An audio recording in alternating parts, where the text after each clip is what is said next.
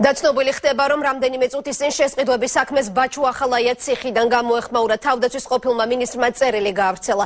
რეპორტაჟის ავტორი დათო ახვლედიანი გაგვაცნობს ახლა რა წერია ახალაიას განცხადებაში. დათო, ეთერში ხარ.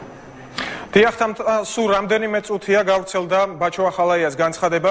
მე შევეცდები გაგაცნოთ დეტალები, რაც წერს ბაჩუ ახალაია ციხიდან. თავდაცვის სამინისტრო და მასთან დაკავშირებული ნებისმიერი საკითხი არის ჩემთვის და ქვეყნისთვის უმნიშვნელოვანესი და ძალიან საპასუხისმგებლო.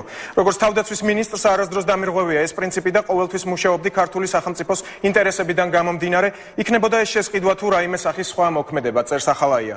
თუმცა რიგი საკითხებისა ბუნებრივი არის საიდუმლო და არავითარ შემთხვევაში არ შეიძლება გახდეს საჯარო, მაშინ როდესაც ქვეყნის 20% არის ოკუპირებული და ქართულ სახელმწიფოებრივ вас უქმნის საფრთხეს.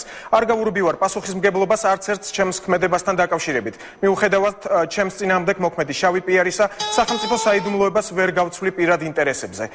ქვეყანაში არსებობენ ამ ინფორმაციაზე შესაბამისი დაშვების მქონე პირები და სწორედ მათ დეტალურად ავუხსნით ჩემს პერიოდში განხორციელებულ ყველა შესყიდვას თუ ქმედებას. ეს არის განცხადება თავდაცვის ექს-მინისტრის, რომელმაც მან სულ ცოტა ხნის წინ ციხიდან გამოაგზავნა.